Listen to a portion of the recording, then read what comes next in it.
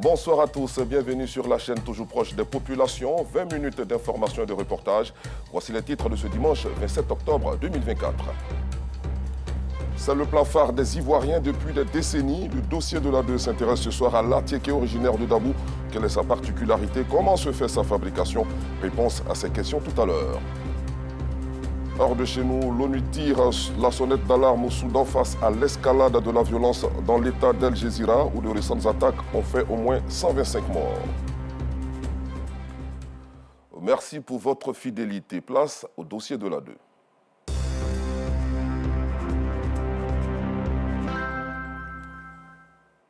L'Atiéké est un mets ivoirien qui se produit généralement chez les sudistes. Chacun de ces peuples essaie de se démarquer et les Adiokrou, originaires de Dabou, dans la région des Grands Ponts, restent les meilleurs dans la fabrication de ce plat phare des Ivoiriens. Dans les marchés du district autonome d'Abidjan, l'Atiéké, provenant de Dabou, est prisé par les populations. Quelle est donc sa particularité? Comment se fait sa fabrication? Les réponses à ces questions avec Georgette Ido Fofana et Kader Bachil.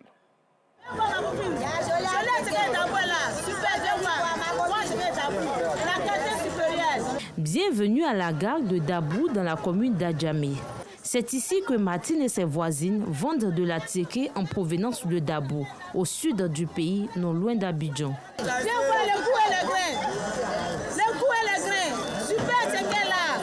Dans cette gare, ces sachets d'Atiéké, mais à base de semoule de manioc, s'arrachent comme de petits pains. Pour les clients, l'Atiéké de Dabou est différent des autres. J'ai payé l'Atiéké là, c'est bon. Tous les jours quand il vient payer ici. C'est doux même. Des fois, il paye ça, là, il vient commander, il s'en va envoyer ça au Niger. Bien boule comme ça, il vient envoyer ça au Niger. Des fois, un de mes camarades là, qui s'en va au Mali, il paye, il envoie ça au Mali. Selon Martine, vendeuse d'Atiéké depuis 15 ans, cette denrée, made in Dabou, reste une référence en termes de qualité. Les clients qui payent, ils ne regrettent pas. Donc, tout faut être qu'ils en aient besoin, ils viennent à la rue. Quand on quitte à Dabou, c'est ici qu'on décharge, c'est ici qu'on a marché. Les femmes viennent prendre en gros pour aller dans les quartiers. Et puis le reste, on est sur place, on donne détail. En tout cas, c'est la qualité, c'est les merveilles. Pour commerçants et consommateurs, l'Atiéké du Leboutou a le meilleur goût. Alors, comment se fait la production de ce mets tant prisé des populations? Qu'est-ce qui fait sa particularité? Quels sont ses composants?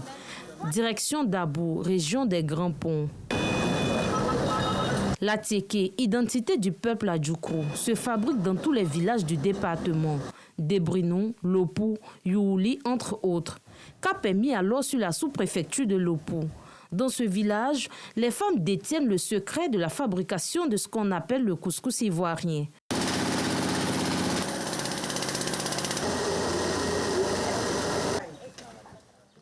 D'abord, il est important d'éplucher les tubercules de manioc et les découper en morceaux.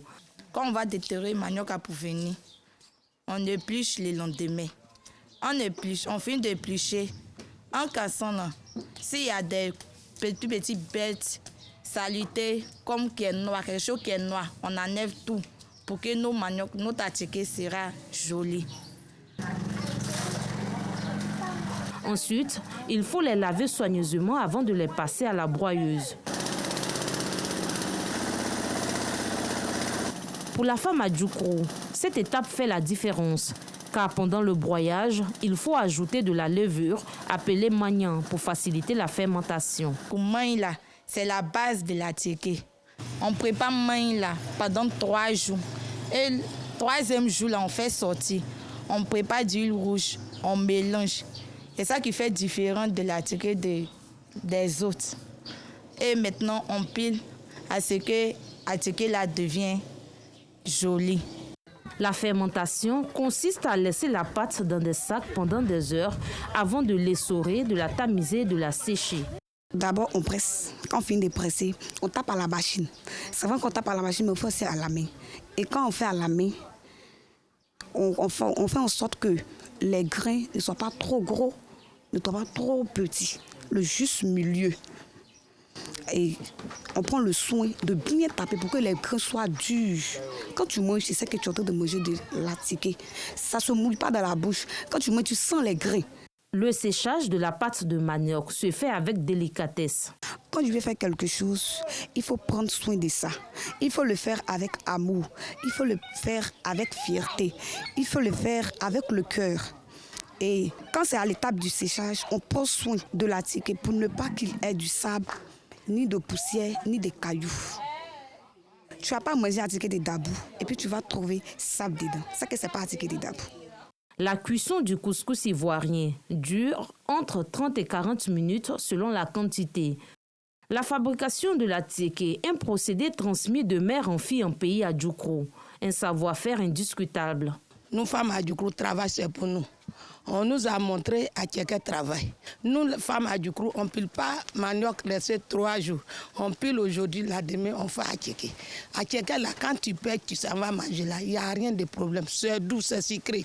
Donc, ce n'est pas amer, ça ne fait pas quelque chose. Dans ça, là, que les gens aimaient venir, village à Djoukro, payer attiqué. À Dabou, les commerçantes ont misé sur la qualité de leurs produits pour faire la différence, comme l'indique ce slogan. Émergeons avec les grains et le goût du bon attiqué, en avant pour l'excellence. L'émergence avec les goûts et les grains. Et les goûts et les grains se vendent eux-mêmes. Et ça donne l'excellence. L'attiqué made in Dabou, c'est de l'excellence. Et nous émergeons avec l'excellence, comme l'a toujours dit le président de la République. Cette productrice fait la promotion de l'attiqué à l'intérieur et à l'extérieur du pays. Nous exportons une bonne quantité sur l'Europe, au Canada. Pour le moment, on n'a pas encore fait des tonnes, mais ça va. Dans la cité du Léboutou, la semoule de manioc est vendue dans toutes les rues et ruelles. Ici, à notre attiqué là, c'est durable. C'est attiqué de voir, c'est-à-dire c'est attiqué mais que tu peux même faire commerce, tu peux partir à l'étranger avec. C'est de la bonne qualité en tout cas. Quand les gens viennent à Dabou, ils veulent toujours repartir avec l'attiqué parce que l'attiqué de Dabou n'est pas comme les autres. Attiqué de Dabou, quand on prend, ça dure. Attiqué de Dabou, quand on prend, il est bien doux, il est croustillant. Attiqué de Dabou, sincèrement, il est spécial. Et les clients ne se font pas prier. J'achète habituellement l'attiqué ici. Et je l'achète parce que l'attiqué de Débrimou est particulièrement bon. C'est bien fait. Voilà, elles mettent un soin particulier à faire l'attiqué. Les femmes de la capitale des Grands Ponts entendent labelliser l'attiqué Made in Dabou pour en faire une référence en Côte d'Ivoire et ailleurs dans le monde. En attendant, on vend et on déguste aussi. Rappelons que l'attiqué occupe une place centrale dans le patrimoine culturel national. Son appellation est même protégée par l'État du Côte d'Ivoire. Parlons santé à présent. Plusieurs enfants atteints du cancer ont récemment reçu du réconfort de la part de l'ONG Magnon. Elle a remis des kits scolaires, des vivres et non-vivres aux tout-petits en présence de leurs parents. Une action à travers laquelle l'organisation veut marquer le mois d'octobre dédié à la lutte contre toutes les formes de cancer. Reportage Maïssa Kogaï. Octobre rose pour les femmes dans le cadre de la lutte contre le cancer du sein est mis à profit par l'ONG Magnon pour lutter contre le cancer des enfants. Avec l'aide d'experts, elle a initié une campagne de sensibilisation. Pour la présidente de l'ONG Magnon, le sport est un moyen pour les enfants atteints du cancer de se divertir et d'oublier leurs souffrances. Grâce à tous nos sponsors, on a pu avoir un temps soit peu des vivres, des non-vivres, des médicaments, vraiment beaucoup de choses, du numéraire pour soutenir nos parents, soutenir nos enfants, pour dire que dans cette épreuve qu'ils traversent, l'ONG Magnon est avec eux. Heureux de cette initiative, parents et enfants disent également être reconnaissants pour cette marque d'attention. À travers les ONG, en tout cas, moi-même, là, je suis heureux de les voir en train de nous aider. Parce que c'est pas facile de regarder ton enfant à cancer et puis tu n'as pas les moyens. Des kits scolaires, des dons vivres et non-vivres, ainsi que des trophées ont été remis aux enfants malades du cancer.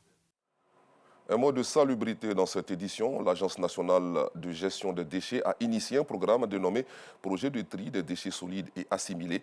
Un projet qui concerne les ménages et collecteurs d'ordures. Il vise à renforcer la lutte contre l'insalubrité dans les différentes communes de la Côte d'Ivoire. Retrouvons Maïssa Kogaï.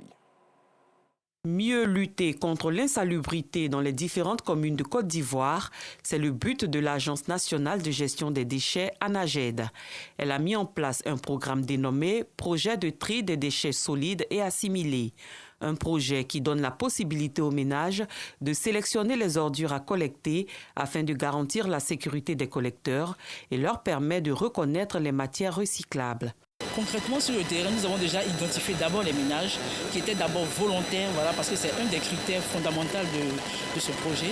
Ensuite, nous avons choisi des éco-ambassadeurs qui sont issus de certaines ONG qui œuvrent déjà dans le domaine de la salubrité. Et au niveau des équipements, nous allons leur partager des sacs poubelles. Il y aura 7 sachets de couleur noire pour les déchets organiques et 2 sachets de couleur bleue pour les déchets recyclables. Voilà ce qu'ils auront comme équipement et chaque semaine, ça va se faire. Les responsables de la commune de Bingerville qui a abrité la phase de démarrage de ce projet rassurent.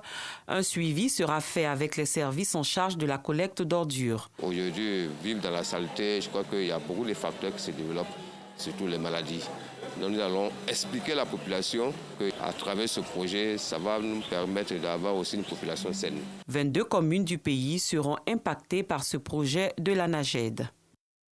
À l'intérieur du pays, c'est un ouf de soulagement pour 381 élèves du collège moderne Nabintou Cissé de Béléban dans la région du Kabadougou qui ont reçu récemment des kits scolaires, une action de la mairie de la localité pour aider les parents à scolariser leurs enfants afin de rehausser le niveau des apprenants. Théodore Zouzou. Béléban, chef-lieu de département dans la région du Kabadougou.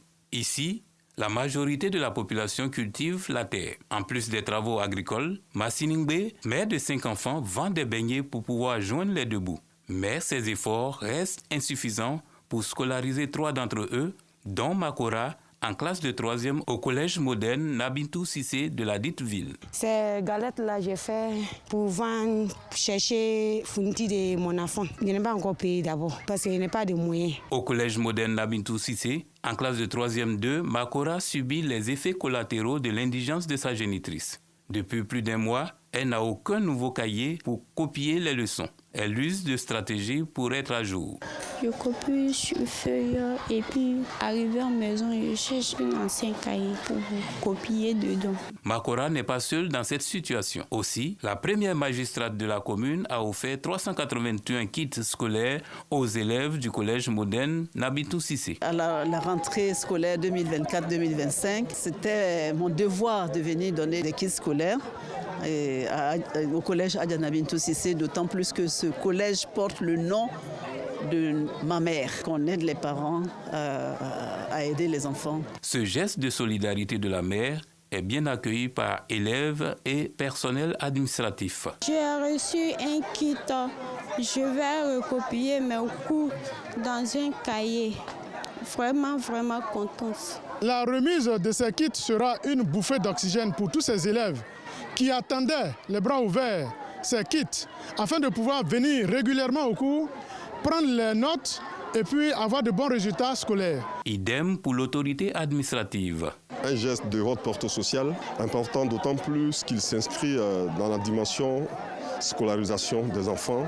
Nous sommes là aujourd'hui pour appuyer toutes les actions que Mme le maire mène dans sa commune, et aussi qu'elle mène à l'égard de nos administrés du département. C'est devenu une institution pour Sita Ouattara, maire de la commune de Béléban. Elle entend rendre l'éducation pour tous effective dans la ville frontalière de la Guinée et faire émerger une élite pour le développement du département.